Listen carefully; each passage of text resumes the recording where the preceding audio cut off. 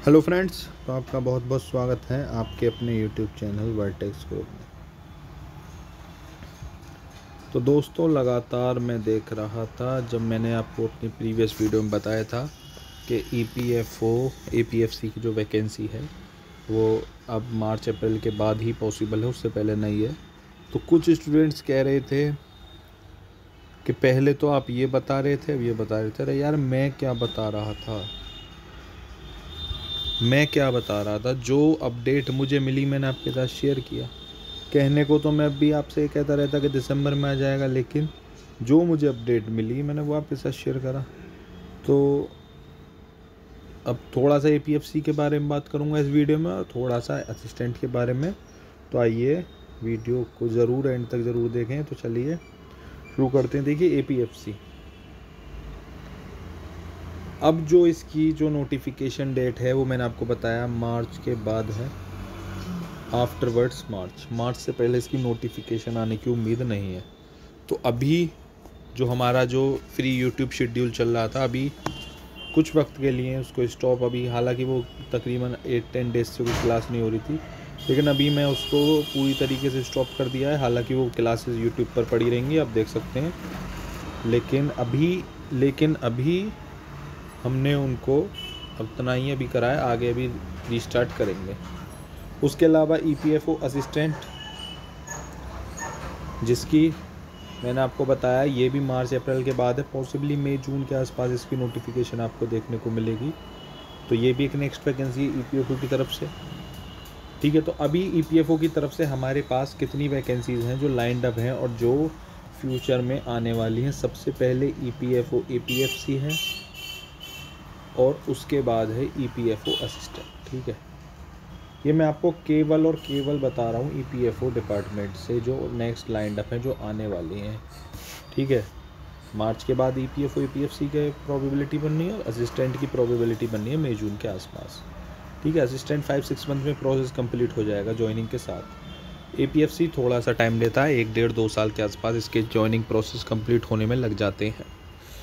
ठीक है, तो ये EPFO से। तो अब मैं आपसे ये डिस्कशन रिगार्डिंग इसलिए करने आया हूँ क्योंकि आप केवल देखिए इन्हीं वैकेंसीज़ के भरोसे मत बैठिए।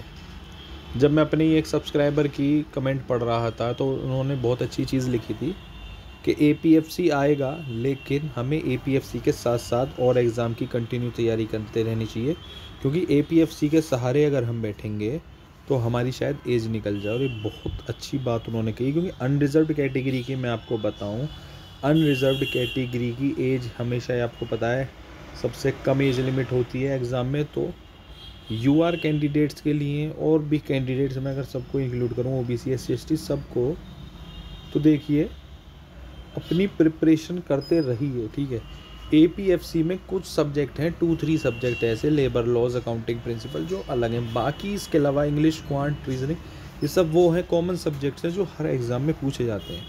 तो आप अपनी तैयारी और एग्ज़ाम की कंटिन्यू करते रहिए। ठीक है, अब इसी सिलसिले में मैंने देखा था कुछ स्टूडेंट्स मेरे से कह रहे थे, सर रेलवेज़ में वैकेंसी आती नहीं है, और जो 2-3 साल पहले नोटिफिकेशन आया था उसका भी एक ही एग्ज़ाम हो पाया है 3 साल में लगभग, और उसका भी रिज़ल्ट नहीं आया है। तो किस पर भरोसा करें। फिर कुछ स्टूडेंट्स कहते हैं कि सर बैंकिंग ही ऐसा है जहाँ 1 साल के अंदर अंदर जॉब मिलने की पॉसिबिलिटी होती है, क्योंकि SSC में भी बहुत डिले होता है प्रोसेस। तो देखिए, अगर आप अपने सिलेबस को कंपेयर करेंगे APFC के अकॉर्डिंग, तो आपके लिए जो बेस्ट सूटेबल रहेगा वो SSC रहेगा। ठीक है, क्योंकि SSC में क्या सब्जेक्ट्स आते हैं, अगर मैं आपको प्री और मेंस दोनों में बताऊं, तो इंग्लिश, क्वांट यानी मैथमेटिक्स, रीजनिंग और साथ में GK, और ये चारों चीज़ें आपको देखने को मिलेंगी APFC में भी। तो जो कैंडिडेट्स APFC के हैं उनसे मेरी यही निजी सलाह है कि आप SSC की प्रिपरेशन करते रहिए। आप SSC के भी कैंडिडेट बनिए, ऐसे नहीं कि आपको APFC, देखिए APFC ऐसा एग्ज़ाम है कि आपको ज़रूर देना चाहिए और आपको उसमें सिलेक्शन लेना चाहिए, क्योंकि ये जो एग्ज़ाम है ना, बहुत अच्छी हाई रेस्पेक्टेड जॉब है, बहुत हाई सैलरी, अलाउंस वलाउंस सब मिलाकर बहुत एक डेप्यूटेड, एक रेस्पेक्टेड जॉब बनती है। ठीक है ना, तो आपको उसकी तैयारी करनी है। लेकिन अभी नोटिफिकेशन इतना श्योर नहीं है कि किस मंथ तक आएगा, मार्च तक तो बिल्कुल नहीं आना। तो आप इतने एसएससी की करिए, क्योंकि मैं ये बात क्यों कह रहा हूँ, देखिए एसएससी 2019 में हालांकि कोर्ट केस हो गया, ये बात ठीक है, लेकिन एसएससी सीजीएल और सीएचएसएल की जो नोटिफिकेशन है ना,